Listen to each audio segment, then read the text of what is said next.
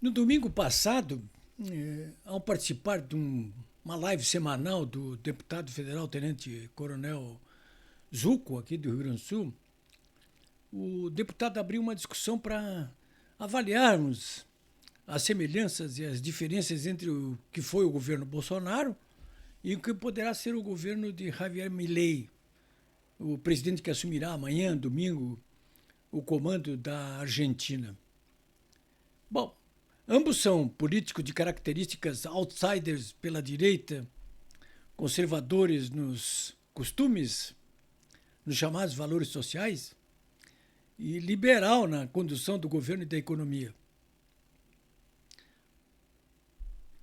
Nesses aspectos, não existem grandes diferenças entre Bolsonaro e Milei, embora Javier Milei faça um discurso muito mais extremo do que o de Bolsonaro. E ele é bem mais desbocado do que o Bolsonaro. Né? Não tenho dúvida disso. O pessoal aqui que reclamava que o Bolsonaro era meio desbocado, né? Até mudou muito, hein? Precisa ver esse Milei, então. Mas é isso. Nisto, eles são semelhantes, né?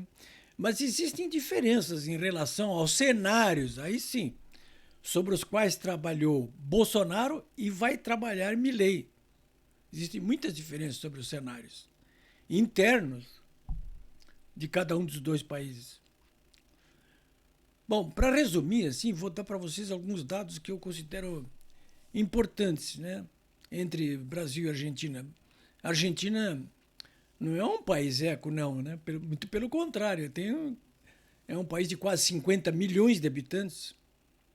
Tá bem, o Brasil tem 210 milhões de habitantes, 4 vezes mais. A inflação que o Milei herda, aí sim, aí está a grande diferença. Que ele herda é uma inflação descontrolada, né?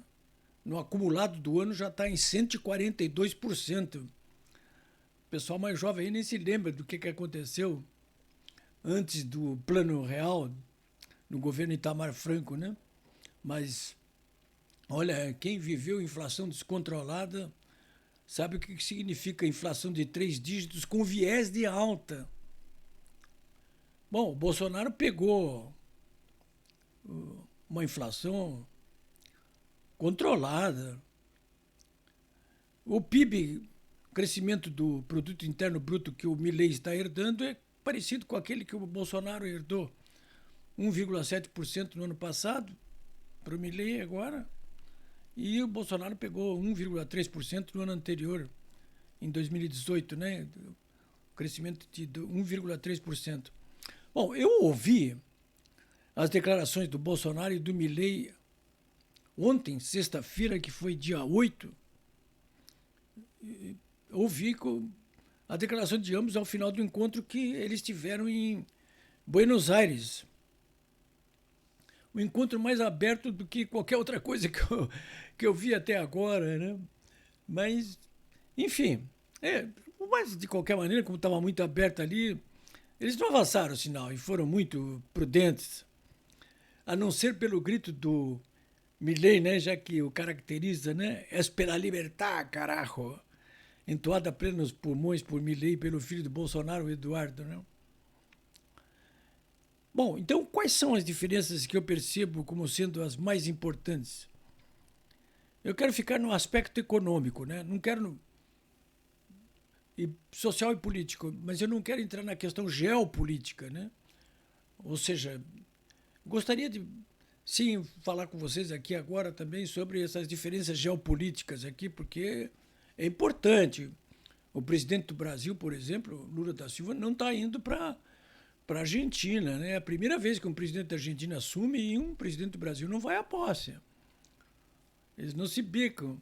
Eu acho que o Milei não está muito contrariado com isso, não. Está recebendo o Bolsonaro lá como chefe de Estado. O Bolsonaro ficou com uma comitiva de 50 pessoas. Não por conta dos cofres públicos, né?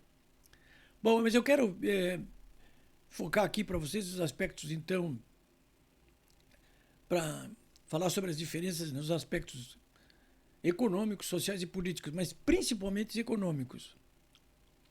O cenário social e político não são muito diferentes daqueles que foram herdados pelo Bolsonaro e esse que vai herdar o Milei. Embora os atores sejam muito diferentes. Mas do ponto de vista dos valores sociais, portanto éticos e morais, nós estamos aí diante de duas sociedades bastante atacadas por renegados sociais. Enquanto que do ponto de vista do cenário político, tanto Bolsonaro quanto Milei enfrentam desafios para levar adiante os seus projetos, com restrições de maiorias necessárias do parlamento e rejeição por parte da velha imprensa. Isso é muito semelhante.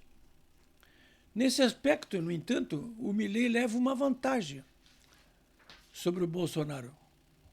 Ele não vai enfrentar um STF forte disposto a cortar-lhe o passo, coisa que Bolsonaro enfrentou e continua enfrentando desde o primeiro dia.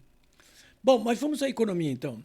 A principal diferença é que o governo de esquerda, o atual lá, neoperonista, kirchnerista, neocomunista, que está saindo, entregará uma economia desorganizada, devastada por uma inflação de 3 dígitos e com viés de pior ainda maior, além de um crescimento econômico pífio. Tudo como resultado de 3 fatores corrosivos. Primeiro, um governo neocomunista, portanto de características estatizantes e antimercado. Segundo, um governo corrupto. E terceiro, um governo incompetente. O Bolsonaro, eu quero lembrar para vocês, não substituiu um governo neocomunista. O Michel não era neocomunista, nem é.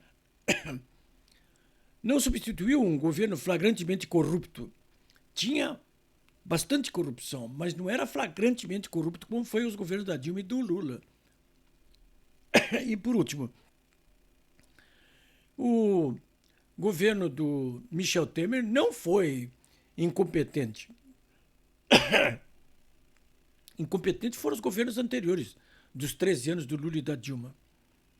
O Temer fez a transição entre esses governos neocomunistas, corruptos e incompetentes do lulopetismo. Fez essa transição, os 3 anos, para o governo Bolsonaro. Ora, isso explica por que razão o Milei terá agora que dar um tratamento de choque na Argentina. E é o que ele está anunciando para a Argentina, sobretudo para a economia. Só por conta disto, apenas por conta da debacle econômica argentina atual, a partir de segunda-feira, ninguém vai morrer de tédio por conta de acompanhar os acontecimentos na Argentina. Eu, daqui de onde eu estou, em Porto Alegre, vizinha aqui da Argentina, eu sinceramente estou torcendo para que o Milei assuma em paz amanhã, porque dali por diante ele nunca mais terá paz. E nunca mais terá paz, felizmente, para os argentinos. Por fim, eu quero dar um recado para vocês aqui. Sem paz aqui no Brasil, eu termino esse comentário conclamando para que todos vocês façam como eu amanhã, domingo. Às praças, às ruas, cidadãos. Vamos fazer pressão popular para que os nossos senadores vetem a ida de Flávio Dino para o Supremo Tribunal Federal. Esse veto, se acontecer, será um veto também ao próprio Supremo Tribunal Federal. É isso, senhores.